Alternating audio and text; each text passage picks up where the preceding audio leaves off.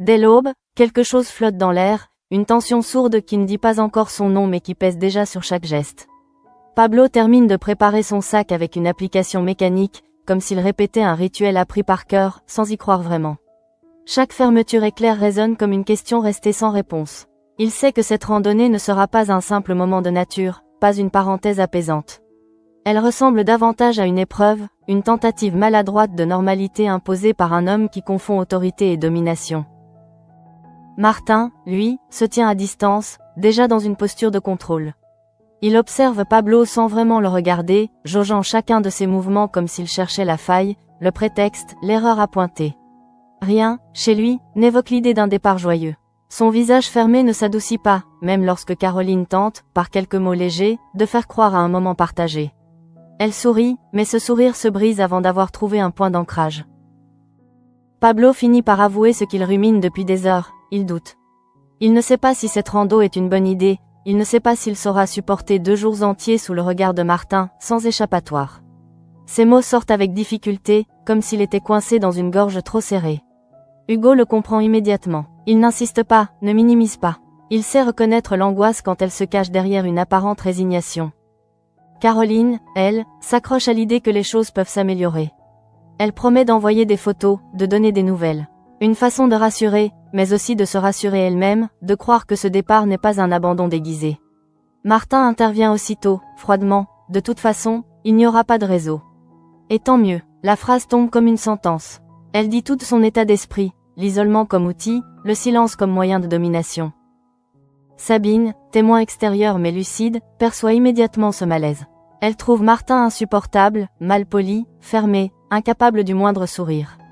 Son jugement n'est pas excessif, il est simplement honnête. Martin ne cherche même pas à dissimuler son mépris. Il avance déjà avec cette certitude dangereuse, il a raison, et les autres doivent s'adapter. Pendant que la voiture s'éloigne, un autre départ se joue ailleurs. Gabin s'apprête à commencer son nouveau travail, le ventre noué par une angoisse qu'il connaît trop bien. Boris, fidèle à lui-même, lâche une remarque inutile, le qualifiant de gamin sans confiance. Henrik, au contraire, perçoit autre chose, un jeune homme sérieux, motivé, qui mérite une chance. Il promet de le mettre à l'aise, de ne pas le laisser se noyer dans ses peurs. Gabin s'accroche à cette promesse comme à une bouée invisible. Dans la voiture, la tension ne cesse de monter. Pablo demande une pause, simplement pour aller aux toilettes. Martin refuse. Il refuse aussi qu'il prenne son casque pour la randonnée, comme si ce détail devenait un enjeu de pouvoir. Caroline tente d'intervenir, de demander un arrêt, juste quelques minutes. Chaque mot qu'elle prononce semble irriter davantage Martin, comme si sa simple présence était déjà une contestation. Finalement, il cède, mais à contre-cœur. La voiture s'arrête sur une aire d'autoroute. L'endroit est banal, impersonnel, mais il devient le théâtre d'un basculement irréversible. Martin envoie Pablo chercher des cappuccinos. Le ton est sec, presque méprisant. Caroline reste avec lui, sur le parking. C'est là que tout se fissure. Elle est au bord des larmes. Elle lui dit ce qu'elle n'ose jamais dire d'ordinaire, elle voudrait que ça se passe bien avec Pablo. Elle lui demande d'arrêter de le provoquer, de le titiller sans cesse. Ce n'est pas un reproche violent, plutôt une supplique, une tentative désespérée de préserver un équilibre déjà fragile. Mais Martin n'entend pas, il ne sait pas entendre. Quand Pablo revient, un gobelet à la main, il perçoit immédiatement que quelque chose s'est passé. Il voit les yeux humides de sa mère, ce léger tremblement qu'elle tente de masquer. Il comprend avant même qu'un mot ne soit prononcé. La colère monte en lui, mêlée à une lassitude profonde. Il interroge Martin, lui demande ce qu'il a encore dit. La réponse ne vient pas sous forme de mots, mais d'actes. Martin décide que tout s'arrête là. Il jette le sac de Pablo sur le parking, un geste brutal, humiliant, comme s'il voulait matérialiser son rejet. Il annonce qu'il ne part plus, qu'il fait demi-tour. Il ordonne à Caroline de monter dans la voiture. Ce n'est plus une proposition, c'est un ultimatum. Pablo supplie sa mère de ne pas y aller. Sa voix se brise, mais il ne détourne pas le regard. Caroline sent alors quelque chose basculer en elle. Une peur ancienne, mais aussi une force nouvelle. Elle prend son courage à 2 mains et choisit de rester avec son fils. Ce choix, simple en apparence, est en réalité un acte immense. Elle choisit enfin de ne plus céder. La réaction de Martin est immédiate. Il est furieux. Il jette son propre sac à terre, comme pour signifier que plus rien n'a d'importance. Il part en insultant, laissant derrière lui un silence chargé de violence. La voiture disparaît, emportant avec elle toute possibilité de retour en arrière. Pablo appelle Hugo. Sa voix est encore tremblante lorsqu'il lui explique la situation. Ils sont bloqués sur une aire d'autoroute. Martin les a abandonnés. Hugo comprend la gravité de l'instant. Il promet de venir les chercher. Ce simple geste devient un point d'ancrage, une preuve que tout n'est pas perdu. Ailleurs, Johanna encaisse une autre forme de déception. Elle apprend qu'elle devra passer 2 nuits en Irlande au lieu d'1. La fatigue, l'agacement, le sentiment que rien ne va se superpose. Elle appelle Ian pour le prévenir qu'elle ne rentrera que plus tard. Elle lui confie aussi qu'elle a dit à Margot qu'elle ne prendrait plus de clients étrangers. Une décision lourde, prise sous la pression, sans être sûre qu'elle lui ressemble vraiment. Gabin, de son côté, raconte sa première journée à Lucie.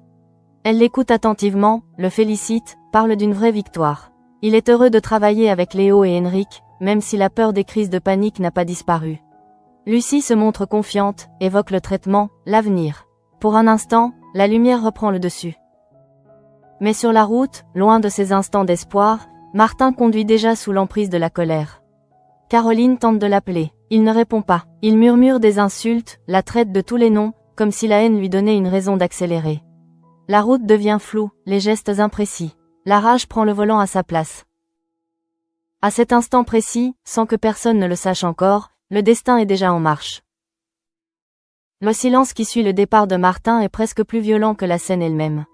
Sur l'aire d'autoroute, Pablo et Caroline restent immobiles quelques secondes, comme si leur corps refusait encore d'admettre ce qui vient de se produire. L'air paraît soudain plus froid, plus lourd. Les voitures passent, indifférentes, emportant avec elles des vies qui continuent normalement, tandis que la leur vient de se fracturer. Caroline sent ses jambes trembler. Elle s'assoit lentement sur le banc métallique, incapable de soutenir plus longtemps le poids de ce qu'elle vient de faire. Ce n'est pas seulement Martin qu'elle a laissé partir, c'est toute une construction de compromis, de renoncements successifs, de silences avalés pour éviter le conflit. En choisissant Pablo, elle a aussi choisi de regarder en face ce qu'elle refusait depuis trop longtemps. Pablo reste debout, le regard fixé sur la route par laquelle Martin a disparu. Il ne sait pas encore ce qu'il ressent. Un mélange confus de soulagement et de culpabilité l'envahit. Soulagement d'avoir été choisi, enfin, sans ambiguïté. Culpabilité d'avoir provoqué, même indirectement, cette rupture brutale.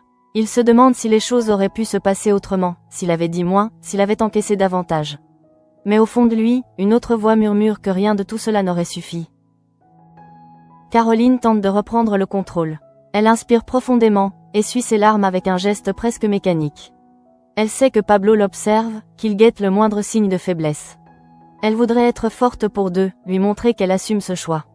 Pourtant, une angoisse sourde la traverse, et si elle venait de perdre plus qu'un mari? Et si Martin ne leur pardonnait jamais cette humiliation? Pendant ce temps, sur la route, Martin roule vite. Trop vite. Ses mains serrent le volant avec une crispation qui trahit l'état dans lequel il se trouve. Chaque pensée alimente sa colère, chaque souvenir se transforme en accusation. Il ne se remet pas de ce refus, de cette désobéissance qu'il vit comme une trahison. Dans son esprit, Caroline n'a pas choisi son fils, elle l'a défié. Et ce défi lui est insupportable. Il se parle à lui-même, rumine des phrases qu'il n'a pas dites, des insultes qu'il a déjà crachées sans témoin. Le monde autour de lui se réduit à une succession de lignes blanches et de virages qu'il prend sans ralentir. Son téléphone vibre. Il sait que c'est Caroline. Il refuse de répondre. Chaque appel manqué renforce son sentiment d'avoir été lésé, abandonné à son tour. Sur l'aire d'autoroute, le temps semble suspendu. Hugo finit par arriver. Lorsqu'il voit Caroline et Pablo, il comprend immédiatement que quelque chose de grave s'est produit. Il ne pose pas de questions inutiles. Son regard suffit. Pablo monte dans la voiture sans un mot. Caroline le suit, le cœur encore serré, reconnaissante de cette présence qui les arrache à leur isolement. Le trajet se fait dans un silence pesant. Hugo respecte ce mutisme, conscient que certaines blessures ont besoin de temps avant de se dire. Caroline regarde défiler le paysage, incapable de se détacher de l'image de Martin partant, seul, furieux. Une peur irrationnelle commence à naître en elle, comme un pressentiment qu'elle n'ose pas formuler. Ailleurs, la journée continue son cours, comme si le monde refusait de s'arrêter pour ce drame intime. Gabin termine sa première journée de travail vidé mais fier. Il repense aux paroles rassurantes d'Henrik, à la patience de Léo. Pour la première fois depuis longtemps, il a l'impression de ne pas être jugé sur ses failles, mais sur ses efforts. Cette sensation nouvelle lui donne envie d'y croire, même si la peur reste tapie dans un coin de son esprit. Johanna, de son côté, prépare son départ avec une lassitude profonde. La perspective de 2 nuits loin de chez elle l'épuise déjà. Elle ressent une frustration diffuse, l'impression de ne jamais être là où elle voudrait vraiment être. Lorsqu'elle raccroche après avoir parlé à Yann, un sentiment de vide s'installe. Elle se demande à quel moment elle a commencé à s'éloigner de ce qu'elle voulait réellement. Yann, lui, rentre dans un appartement silencieux. Johanna n'est pas là, le frigo est vide. Cette solitude soudaine le frappe de plein fouet. Il n'avait pas anticipé ce manque, cette sensation de décalage. Puis son téléphone sonne. Lucie lui rappelle que c'est son anniversaire. Il se sent presque coupable de l'avoir oublié. Dans un élan spontané, il lui propose de passer le week-end ensemble. Une manière de réparer, de se raccrocher à quelque chose de simple et de joyeux. Lucie est aux anges. Cette proposition illumine sa journée, sans qu'elle sache encore à quel point elle contraste avec ce qui se joue ailleurs. Sur la route, Martin continue d'accélérer. La colère ne retombe pas, elle se transforme. Elle devient plus froide, plus dangereuse. Il se sent incompris, trahi par tous. Dans cet état, chaque geste est excessif, chaque décision irréfléchie. Il zigzague légèrement, corrige brutalement sa trajectoire, comme s'il voulait prouver qu'il maîtrise encore quelque chose. Le téléphone sonne à nouveau. Il jette un coup d'œil rageur à l'écran. Toujours Caroline. Il lâche une insulte, presque inaudible, mais chargée de mépris. À cet instant, il n'est plus capable de mesurer les conséquences de ses actes. Seul compte cette rage qui le consume, cette sensation d'avoir perdu le contrôle de sa propre vie. Caroline, dans la voiture d'Hugo, ressent soudain une angoisse plus précise. Elle regarde son téléphone, voit les appels sans réponse. Un frisson la traverse. Elle tente de se rassurer, se répète que Martin est adulte, qu'il finira par se calmer. Pourtant, au fond d'elle, une certitude obscure commence à s'imposer. Quelque chose lui échappe, quelque chose est déjà en train de se jouer sans elle. Le jour décline lentement. La lumière change, devient plus crue sur l'asphalte. Et quelque part, sur cette route qu'il avale sans retenue, Martin roule droit vers l'irréparable. La fin de journée s'installe sans bruit, comme si le monde se préparait à accueillir une vérité trop lourde pour être dite brutalement. Dans la voiture d'Hugo, Caroline sent son corps se détendre légèrement, mais son esprit reste en alerte. Elle observe Pablo du coin de l'œil. Il est silencieux, absorbé par ses pensées, le regard fixé sur la vitre. Ce silence-là n'est pas un repli adolescent, c'est celui d'un garçon qui a trop longtemps encaissé et qui, pour la première fois, n'a plus la force de commenter ce qui lui arrive. Caroline comprend qu'elle vient de franchir un seuil invisible. Elle ne pourra plus prétendre ne pas avoir vu, ne pas avoir compris. La scène sur l'aire d'autoroute tourne en boucle dans sa tête, le sac jeté à terre, le regard furieux de Martin, l'ultimatum brutal. Elle réalise que ce n'était pas un simple accès de colère, mais l'expression la plus nue d'un fonctionnement qu'elle a toléré trop longtemps. Cette prise de conscience est aussi douloureuse que libératrice. Hugo rompt finalement le silence par quelques mots simples, pratiques, presque banals. Il parle de la suite, de rentrer, de s'organiser. Ce ton posé fait du bien. Il ramène Caroline et Pablo dans une réalité concrète, loin du chaos émotionnel qui les a submergés. Pablo hoche la tête, reconnaissant de ne pas être interrogé, de ne pas avoir à justifier ce qu'il ressent. Il sait qu'avec Hugo, il n'a pas besoin de jouer un rôle. Pendant ce temps, ailleurs, la route continue de s'étirer devant Martin. La lumière du jour décline, projetant des ombres plus longues sur l'asphalte. Son corps est tendu, presque douloureux, comme si la colère avait envahi chaque muscle. Il ne pense plus vraiment. Il réagit. Chaque dépassement devient un défi, chaque véhicule un obstacle inutile. Le monde entier lui semble hostile, et il se convainc qu'il n'a besoin de personne. Dans son esprit, les images se succèdent sans ordre. Caroline qui refuse de monter dans la voiture. Pablo qui ose lui tenir tête. Ce sentiment humiliant d'avoir perdu la main. Il serre les dents, accélère encore. Une partie de lui sait qu'il va trop loin, mais cette voix-là est étouffée par une autre, plus violente, plus orgueilleuse, qui lui ordonne de continuer. À ce moment précis, Martin n'est plus dans la confrontation avec les autres. Il est dans une lutte intérieure, déséquilibrée, dangereuse. Il ne cherche plus à convaincre, ni même à gagner. Il cherche à fuir une image de lui-même qu'il ne supporte plus. Dans un autre quartier, Gabin rentre chez lui avec une fatigue lourde mais étrangement satisfaisante. Il repense à sa journée, à ses gestes parfois maladroits, à ses hésitations. Pourtant, il n'a pas paniqué. Ou du moins, pas comme avant. Cette petite victoire personnelle lui donne un sentiment fragile mais précieux. Lorsqu'il retrouve Lucie, il lui raconte tout avec une sincérité presque enfantine. Elle l'écoute, fière, confiante. Elle croit en lui, et cette fois agit comme un rempart contre ses peurs. Johanna, de son côté, boucle ses affaires avec une nervosité croissante. Elle ressent une frustration qu'elle n'arrive pas à formuler clairement. Elle a l'impression de courir sans cesse après quelque chose qui lui échappe. Son échange avec Yann la rassure à peine. Elle se dit qu'elle réglera tout plus tard, qu'elle a simplement besoin de souffler. Mais au fond, une lassitude plus profonde s'installe. Sur la route, tout bascule en quelques secondes. Un instant d'inattention, un geste trop brusque, une vitesse inadaptée. Martin corrige sa trajectoire trop tard.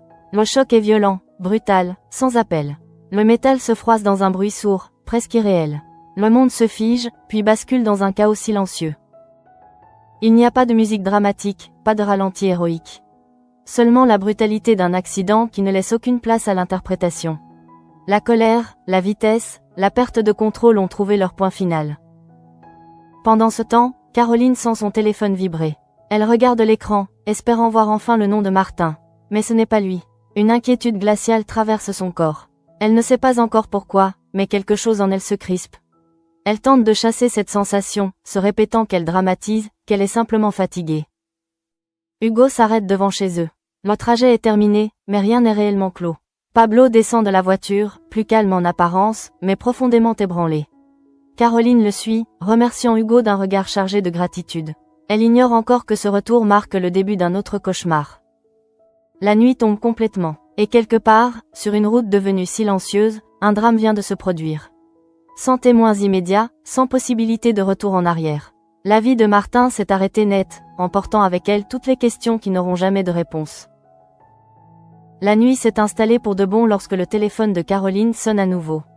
Cette fois, le bruit l'a fait sursauter. Elle s'était presque convaincue que tout allait rentrer dans l'ordre, que Martin finirait par rappeler, par envoyer un message sec, peut-être même accusateur, comme il savait si bien le faire.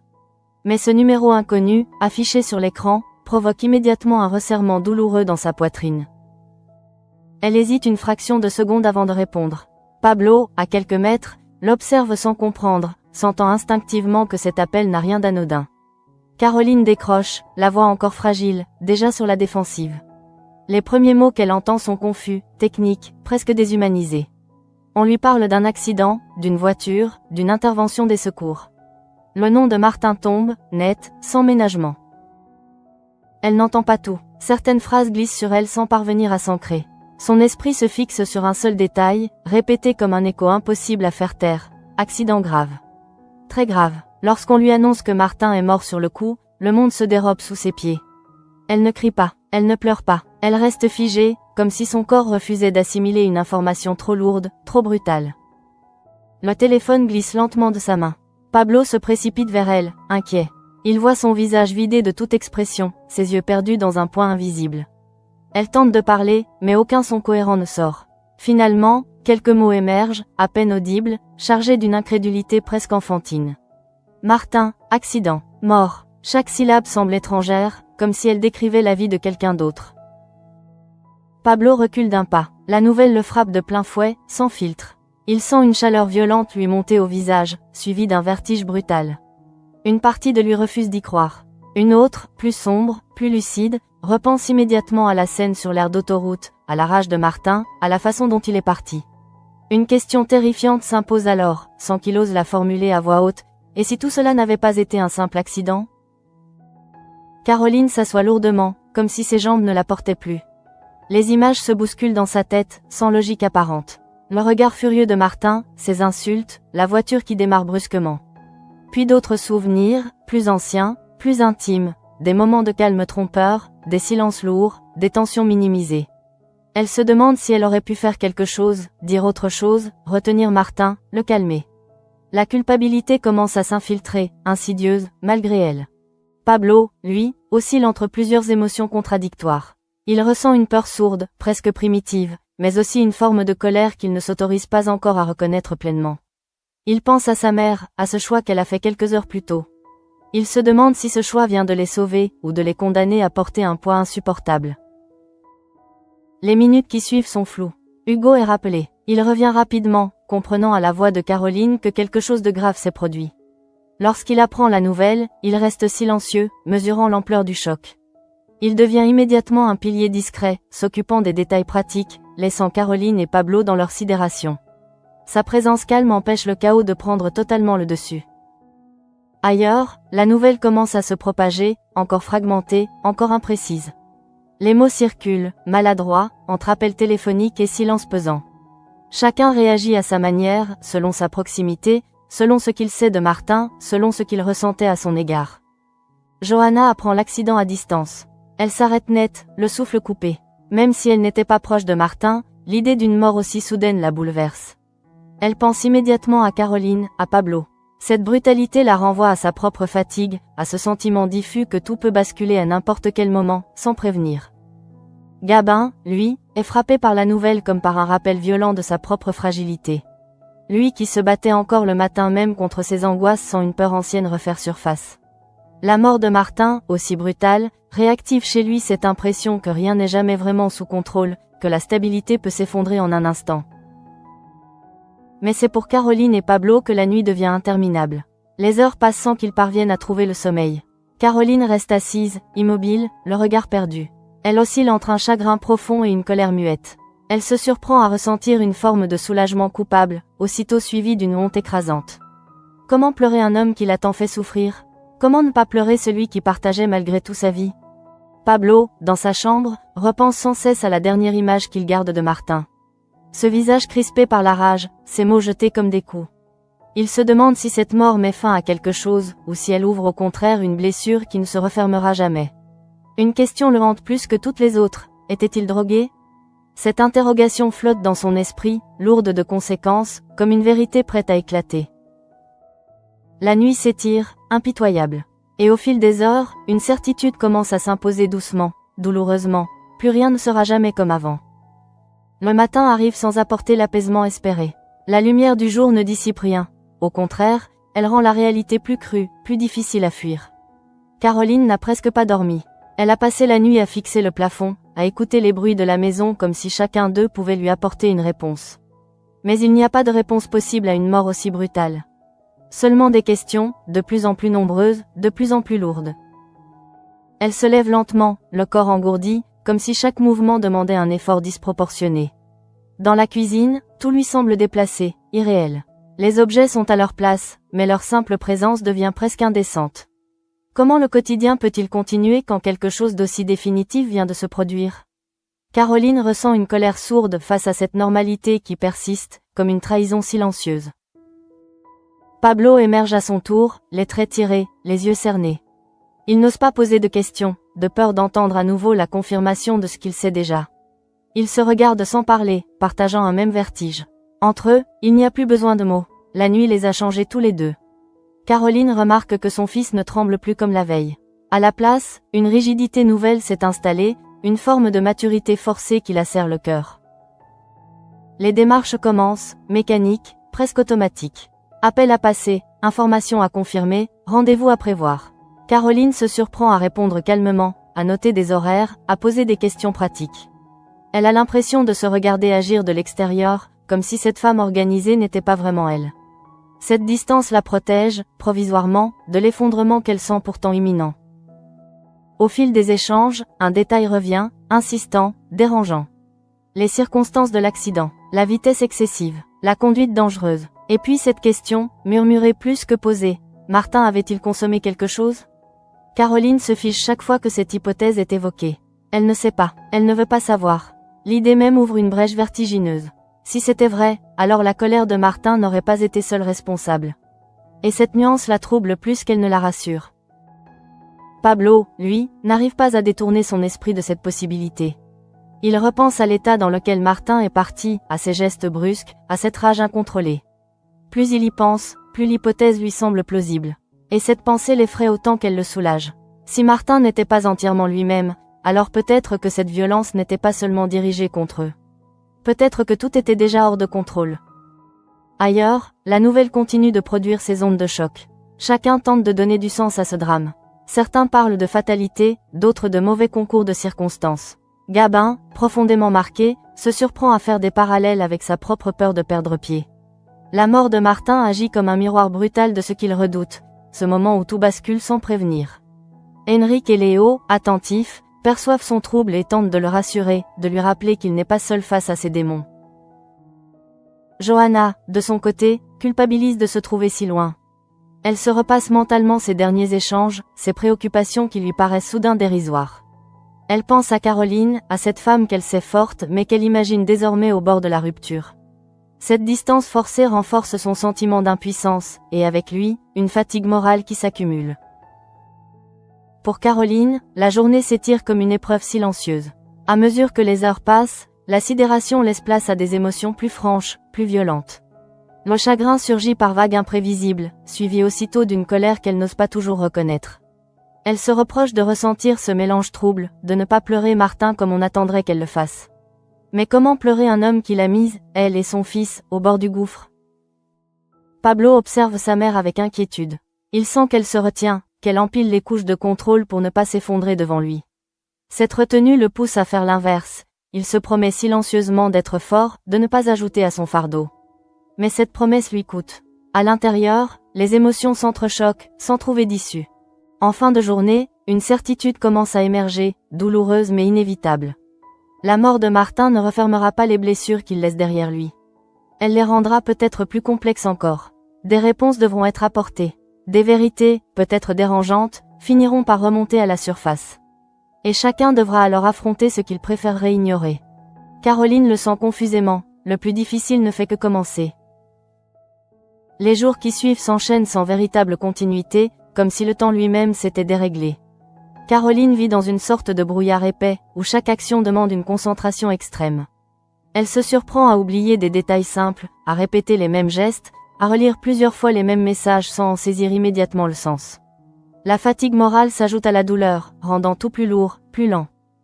Les premières confirmations officielles arrivent. L'accident est bien reconnu comme particulièrement violent. La vitesse est mise en cause. La conduite dangereuse ne fait plus vraiment débat. Mais une zone d'ombre persiste, et cette zone ne cesse d'attirer l'attention de Caroline et de Pablo, comme une plaie qui refuse de cicatriser. Les analyses toxicologiques sont en attente. Personne ne formule clairement la question, mais elle plane, omniprésente, dans chaque silence un peu trop long. Caroline se sent partagée entre deux peurs opposées. D'un côté, l'idée que Martin ait été sous l'emprise d'une substance lui donne presque un alibi posthume, une explication qui permettrait d'atténuer la violence de ses derniers gestes.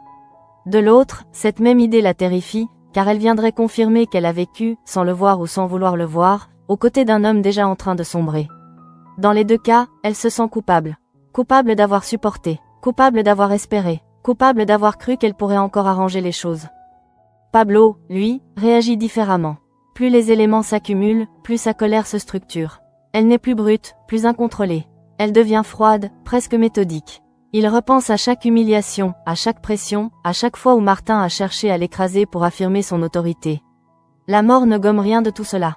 Elle fige au contraire ses souvenirs dans une forme définitive, sans possibilité de confrontation, sans possibilité de réparation. Il se surprend parfois à ressentir une forme de soulagement. Cette pensée le bouleverse aussitôt. Il se déteste de l'éprouver, se juge durement, comme s'il trahissait une règle morale invisible. Mais ce soulagement existe, malgré tout. Celui de ne plus avoir à anticiper la colère de Martin, de ne plus vivre sous cette tension permanente. Cette ambivalence le fatigue autant qu'elle l'effraie. Autour d'eux, les réactions sont multiples. Certains parlent de Martin avec prudence, d'autres avec une compassion automatique, presque mécanique. Peu osent évoquer ce qu'il était réellement au quotidien. Caroline perçoit ces non-dits, ces silences polis qui l'isolent encore davantage. Elle comprend que la vérité de ce qu'elle a vécu restera en grande partie invisible aux yeux des autres. Et cette invisibilité la blesse profondément. Gabin, de son côté, commence à ressentir les effets différés du choc. La mort de Martin agit comme un déclencheur. Ses angoisses, qu'il croyait mieux maîtriser, tentent de reprendre le dessus. Il lutte, s'accroche aux repères qu'Henrik et Léo lui ont offerts. Leur soutien devient crucial. Il ne minimise pas sa peur, ne la ridiculise pas. Il lui rappelle que perdre pied n'est pas une fatalité, que l'on peut vaciller sans s'effondrer. Cette bienveillance lui permet de tenir, jour après jour. Johanna, toujours à distance, ressent une lassitude profonde. L'enchaînement des événements, la violence de cette mort, la fragilité qu'elle perçoit chez les autres l'oblige à regarder sa propre vie avec un œil nouveau. Elle se demande ce qu'elle sacrifie, ce qu'elle repousse, ce qu'elle accepte par habitude plus que par choix. Cette réflexion la suit comme une ombre, sans encore trouver de réponse claire. Pour Caroline, un moment particulièrement difficile survient lorsqu'elle se retrouve seule, face à des affaires de Martin. Des objets anodins, devenus soudain chargés d'un poids immense. Elle les touche, les observe, tentant d'y retrouver une trace de l'homme qu'elle a aimé autrefois, avant que tout ne se dégrade. Mais ses souvenirs sont contaminés par les derniers mois, par la violence verbale, par la peur diffuse. Rien n'est simple, rien n'est pur. Pablo assiste à cette scène à distance. Il comprend que sa mère est en train de faire un deuil complexe, impossible à résumer en une seule émotion. Il voudrait l'aider, la protéger, mais il se sent encore trop fragile lui-même. Alors il choisit une autre forme de soutien, rester présent, silencieux, attentif. Ne pas fuir, ne pas minimiser. À mesure que les jours passent, une chose devient évidente. La mort de Martin n'est pas une fin, mais un point de départ. Un point de départ douloureux, chaotique, qui oblige chacun à se repositionner, à redéfinir ses limites, ses responsabilités, ses vérités. Les réponses attendues viendront peut-être, ou peut-être pas, mais quoi qu'il arrive, rien ne pourra effacer ce qui a été vécu. Et dans ce climat lourd, chargé de non-dits et de remords, une dernière étape s'approche. Celle où il faudra affronter le regard des autres, les conclusions officielles, et surtout, la vérité intérieure que chacun porte en lui.